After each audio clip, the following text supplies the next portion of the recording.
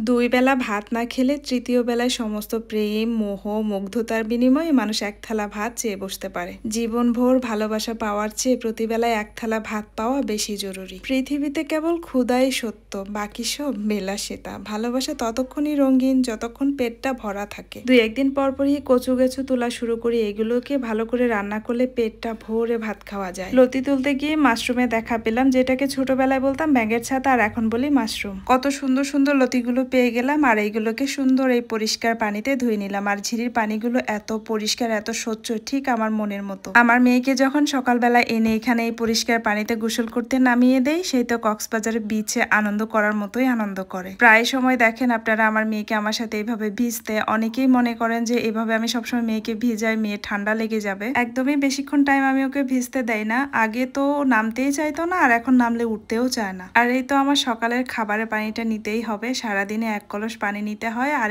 সেটা আমি সকালবেলা নিয়ে যাই। আমার মনে হয় যে সকাল সকাল পানি আনতে গেলে একদমই ফ্রেশ পানিটা পাওয়া যায়। আজকে মেয়েকে নিয়ে আমি স্কুলে যাব, আর আমার শাশুড়িকেও একটু দেখে আসবো, সেই সাথে ঘরেও বাজার করে নিয়ে আসবো। আজকে যেহেতু হাটবার, তাই বাজারে অনেক ধরনের পাহাড়ি ফল সবজি উঠবে, সেগুলো নিয়ে আসবো। যাওয়ার সময় রাস্তাগুলো দেখলে মনে হয় প্রকৃতি এত বেশি সুন্দর, মনে হচ্ছে যে সবুজ কার্পেট বিছিয়ে রাখা। অলরেডি আমি অনেকগুলো বাজার করে নিয়ে আসছি। দেখেন কত ফ্রেশ ড্রাগন ফল। ড্রাগন ফল অনেকেই খেতে পছন্দ করে না, বাট আমার পছন্দ অনেক। আমাদের এখানকার ড্রাগন ফলগুলো না একটু মিষ্টি হয়ে থাকে, যার কারণ হচ্ছে পাহাড়ে নিজেরা খাওয়ার জন্য চাষ করে, তো সেখান থেকে অল্প কিছু বিক্রি করতে বাজারে আনে। থালাতে যে কয় ধরনের ফল সবজি দেখতে পাচ্ছেন, এগুলো কিন্তু একদমই ফ্রেশ, কোনো রকম ভেজাল এখানে নেই। এই সময়ে আমাদের এখানে অনেক বেশি পাকা তাল পাওয়া যায়, সেই সাথে গাছ পাকা জাম্বুর আর কচুরলতি তো ঝিরি থেকেই তুলে নিয়ে আসছিলাম। কয়েক রকমের রান্না আজকে করব, তো এখানে কচুরলতি দিয়ে চিংড়ি দিয়ে রান্না করব, সেই সাথে ঝিরির কাঁকড়াগুলো রান্না করব, আরো কয়েক আইটেমের রান্নাও করব। এরই মধ্যে আমার একটা পার্সেলও চলে আসছে, তো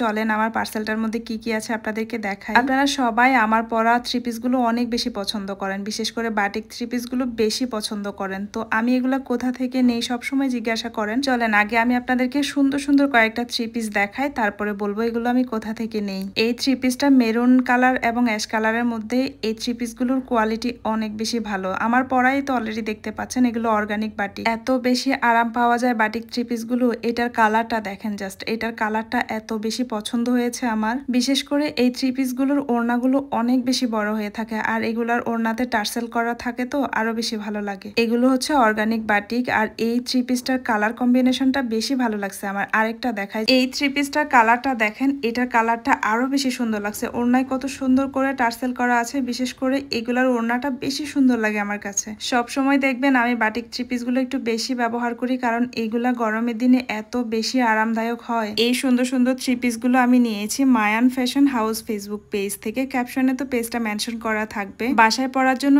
এই সুতির থ্রি পিস গুলো, বাটিক থ্রি পিস গুলো এত বেশি আরামদায়ক হয়। আপনারা যদি নিতে চান অবশ্যই ক্যাপশনে থাকা ফেসবুক পেজটা ভিজিট করে আসবেন। আমি কিন্তু এক এক করে সবগুলো থ্রি পিস আপনাদেরকে দেখিয়ে দিয়েছি। অবশ্যই জানাবেন থ্রি পিস গুলো কেমন হয়েছে, আর আপনারাও নিতে চাইলে অবশ্যই Mayan fashion house Facebook page থেকে নিয়ে নিতে পারেন। চলেন এবার রান্না বাড়ায় ফিরে যায়। কচুরলতিগুলো ভালো করে কেটে নিচ্ছিলাম। একা একা আমাকে এই কাজগুলো করতে ভালোই লাগে। ঘরে যদি আরেকজন কেউ থাকতো তখন একটু হেল্প হইতো আমার, তবে একা একা করতেও খারাপ লাগছে না, ভালোই লাগছে। তো আজকে রান্না করব, সেই সাথে ওই যে কাঁকরোলগুলো আমার হাতে দেখতে পাচ্ছেন, ওইগুলো আমি ঘুরতে গিয়ে রাস্তার ধারে দেখলাম গাছে ধরে আছে, সেখান থেকে নিয়ে আসছি। অলরেডি কয় আইটেমে রান্না করেছি দেখেন। লতি চিংড়ি, এখানে কাঁকরোল ভাজি করেছি তাও চিংড়ি দিয়ে, তারপরে হচ্ছে ঝিরির কাঁকড়া ভুনা, সেই সাথে হচ্ছে নাম না জানা শাক দিয়ে, ডাল দিয়ে, চিংড়ি দিয়ে, সবগুলোতে আজকে চিংড়ি মাছ ব্যবহার করেছি। গরম গরম ভাতের সাথে এখন একটু লতি চিংড়ি, একটু শাক চিংড়ি, সেই সাথে একটু কাঁকরোল চিংড়ি, সেই সাথে হচ্ছে ঝিরির কাঁকড়া। এগুলো হচ্ছে অরিজিনালি ঝিরির কাঁকড়া।